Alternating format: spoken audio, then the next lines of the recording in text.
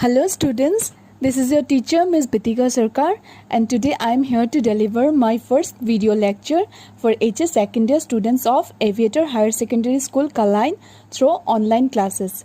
And the subject that I am going to teach now is English, and our today's topic is The Last Lesson by Alfonso Daudet. So before we proceed ahead with the chapter reading and explanation, let's do some revision and have some discussion on some topics related to this text, The Last Lesson by Alfonso Daudet. First of all हमारा आज का जो topic है the last lesson, ये एक pros है, तो हम थोड़ा सा रिवीजन कर लेते हैं प्रोज के बारे में एंड थोड़ा पीछे चल के देखते हैं कि प्रोज क्या है. So if we need to define what are proses, then we can say proses are ordinary stories made up of sentences and paragraphs. सबसे पहली बात तो ये है कि प्रोज को हिंदी में गद्य कहा जाता है एंड गद्य सिंपल कथा या कहानियों को कहते हैं जिसे हम वाक्य, अनुच्छेद और परिच्छेद में लिखते हैं. तो चलिए अब हम दूसरे पॉइंट को भी देखते हैं एंड दूसरा पॉइंट ये है कि prose simply means language that follows the natural pattern in everyday speech. तो इससे हमें क्लियर इंडिकेशन मिलता है कि ये प्रोज जो होता है वो लैंग्वेज का एक नेचुरल पैटर्न होता है एंड उससे फॉलो करता है एंड इसमें कोई पर्टिकुलर सेट ऑफ रूल्स नहीं होता है. जैसे कि ग्रामर के लिए ग्रामेटिकल रूल्स होते हैं या फिर मैथ्स के लिए जैसे फार्मूलाज होते हैं, पोइट्री का भी एक पर्टिकुलर फॉर्म होता है, स्टाइल होता है लिखने का. बट प्रोज लिखने के लिए हमें कोई पर्टिकुलर रूल्स नहीं दिए जाते हैं कि इसे इस वे में लिखना है या उस वे में लिखना है. प्रोज लिखने का स्टाइल बहुत ही सिंपल होता है एंड इसे हम डेली यूज़ होने वाले आम शब्दों का प्रयोग करके भी लिख सकते हैं. Now the third important thing about a prose is that prose writing is a tradition to express narrative in a simple straightforward style. Okay बच्चों, तो हमने प्रोज के बारे में थोड़ा सा रिवीजन कर लिया है एंड कुछ और चीज़ें डिटेल्स में हमने क्लियर कर ली है प्रोसेस के बारे में. Some examples of proses in speeches are Nobel Peace Prize acceptance speech by Mother Teresa, Equal Rights for Women speech by US Congresswoman Shirley Chisholm. Next we have is some examples of proses in novels, and here goes the examples.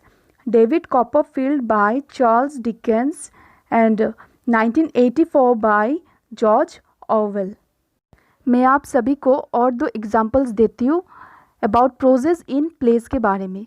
So first is Cat on a Hot Tin Roof by Tennessee Williams, and the second one is As You Like It by William Shakespeare. Okay, that's it. We have recall about prose. Now we will be moving on to the next topic. अच्छा, तो अब हम लोग the last lesson के author Alphonse Daudet के बारे में थोड़े से फैक्ट्स जानते हैं एंड साथ में कुछ और इंफॉर्मेशंस उनके लाइफ से रिलेटेड, उनके राइटिंग से रिलेटेड भी पढ़ लेते. So all of you please look into the screen, it's written over there. Firstly we can find that the author Alphonse Daudet was born in the year 1840 and he died in the year 1897. He attended his schooling in Lyon and he began writing at the age of 14 years. And also he was forced to work at the age of 17 years.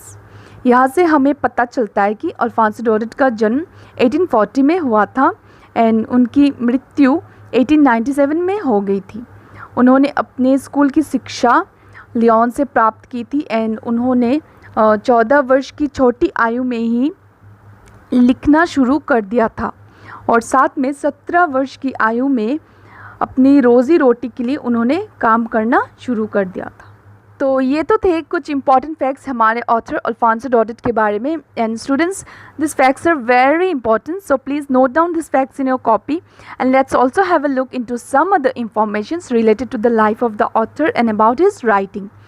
So you can see in your screen that Alfonso Daudet was a French novelist and he served earlier as a teacher and then he continued to work as a journalist, and later during his lifetime he also served as a secretary to the Duke, and he also took part in the Franco-Persian War as an army of France. ये lines हमें ये बताती है कि Alphonso डॉडेट France के एक citizen थे, एक नागरिक थे फ्रांस के, एंड वो एक फ्रेंच नॉवलिस्ट भी थे।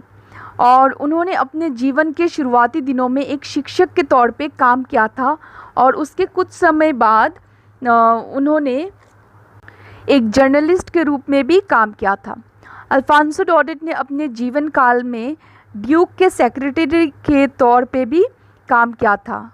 इतने सारे प्रोफेशंस उन्होंने अपने जीवन काल में किए थे, एंगेज रहे थे। और सबसे अंत में हमें ये पता चल रहा है कि एक और चीज़ जो कि बहुत ही इम्पॉर्टेंट चीज़ है कि उन्होंने फ्रैंको पर्शियन वॉर में भी पार्ट लिया था एज अ सोल्जर। तो बच्चों, आप सभी के जानकारी के लिए मैं बता देती हूँ कि फ्रैंको पर्शियन वॉर सन 1870 से लेके 1871 तक चला था, एंड ये जंग फ्रांस एंड पर्शिया के बीच में हुई थी, जिसमें फ्रांस की हार हुई थी। Now again look into the next point that Alfonso Daudet wrote his first novel at the age of 14 years. उन्होंने अपने ज़िंदगी का पहला नॉवल 14 साल की आयु में लिखी थी।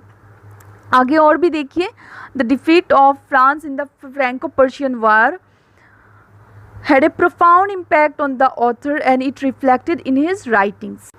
ये एक बहुत ही इम्पॉर्टेंट इंफॉर्मेशन है। फ्रैंको पर्शियन वार में फ्रांस का हार जाना अल्फांसो डॉडेट के लिए कितना पेनफुल एंड डिजर्टनिंग था कि उनके राइटिंग्स, यानी कि जो वो लिखते थे, उनके मैक्सिमम रिटन वर्क्स में इसी फ्रैंको पर्शियन वॉर में जो फ्रांस की हार हो गई थी, उसी से इंस्पायर्ड होके वो लिखते थे। इससे हमें स्पष्ट तरीके से पता चलता है कि अल्फांसो डॉडेट के ट्रू पैट्रियोटिक फीलिंग्स का एंड अपने मातृभूमि के प्रति उनके प्रेम और समर्पण का। ये हो गए कुछ इंफॉर्मेशंस अल्फांसो डॉडेट के जीवन के बारे में, और कुछ उनके राइटिंग्स में भी ये क्लियरली हमें पता चलता है कि उनके राइटिंग्स किस चीज़ की रिफ्लेक्शन यानी प्रतिबिंब थी। और एक रीडर के लिए ये जानना भी बहुत ज़रूरी होता है कि ऑथर किस चीज़ से प्रभावित होकर या उत्साहित होकर लिखते हैं, ताकि रीडर के लिए आसान हो जाए ऑथर के भावनाओं को समझना with clarity. Okay students, now let's see the background of the prose, the last lesson. Actually background of the prose या फिर बैकग्राउंड ऑफ द स्टोरी का मीनिंग होता है कि कौन से सर्कमस्टेंसेस, इवेंट्स, ओकेशंस या फिर कंडीशंस, घटनाओं के चलते एक स्टोरी लिखा जाता है। It's very important for a reader to know the background of the story to relate and understand the story in a easier way. Whenever any author writes prose or poetry, he or she is inspired by something going on around him or her at that particular time. या फिर कभी कभी वो अपने past के experiences को भी recall करके लिखते हैं, and sometimes they even present facts to us.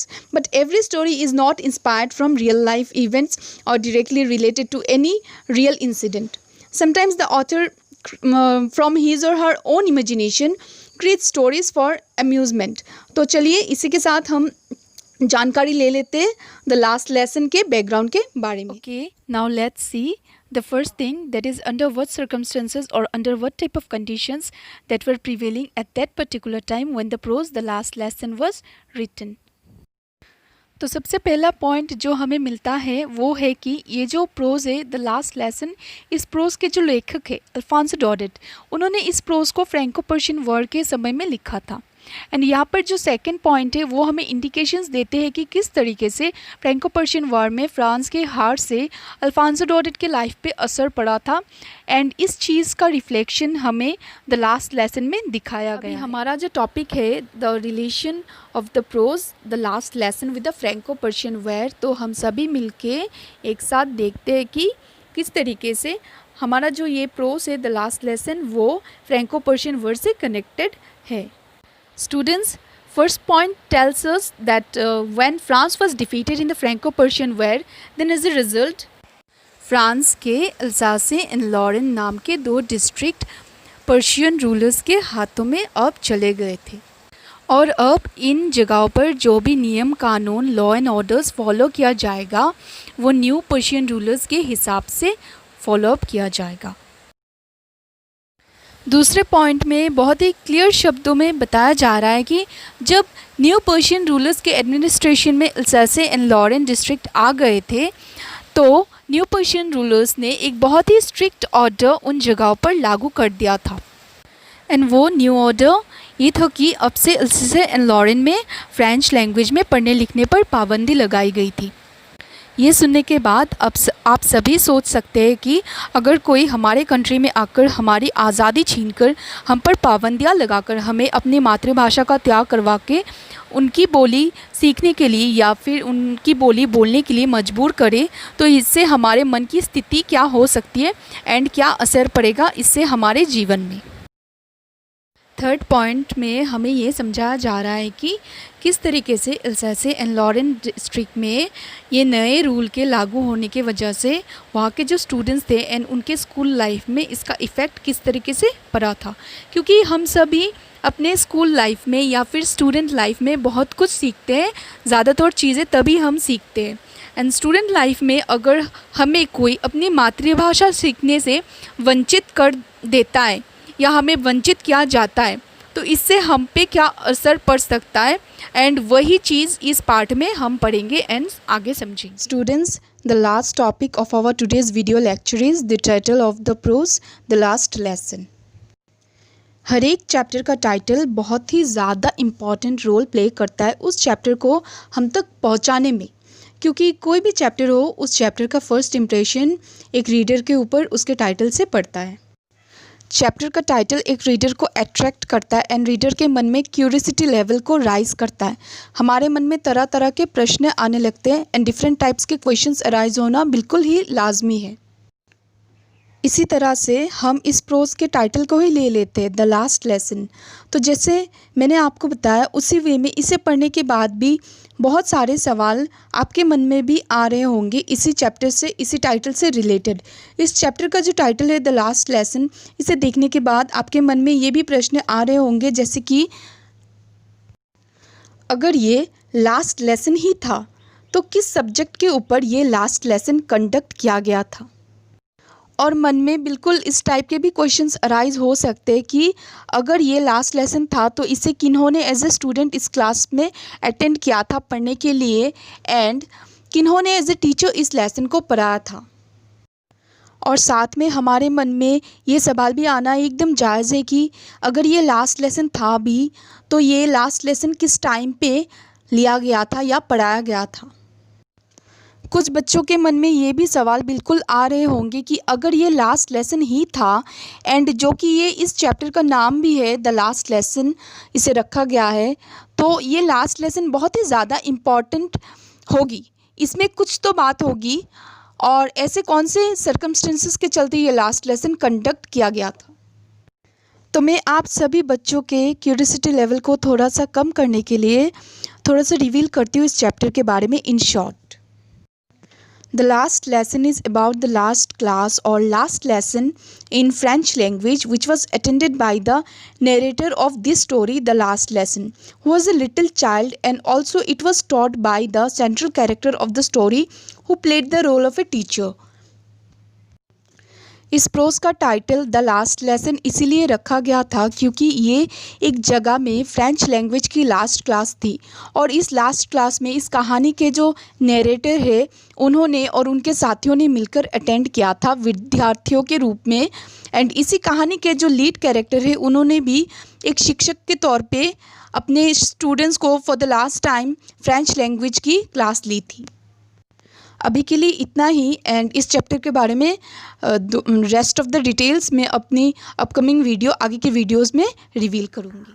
Okay students, now I would like to conclude this video class here for today, and I hope I was able to conduct a fruitful pre-reading session for the chapter The Last Lesson by Alfonso Daudet, and in the next video I will reveal to you all the central characters of the story, जो कि main characters है जिन्होंने मुख्य भूमिका निभाई है इस कहानी में, एंड साथ में मैं माइनर कैरेक्टर्स यानी कि सपोर्टिंग कैरेक्टर्स जो होते हैं जो कि साइड रोल्स प्ले करते हैं तो उनके बारे में भी बताऊंगी।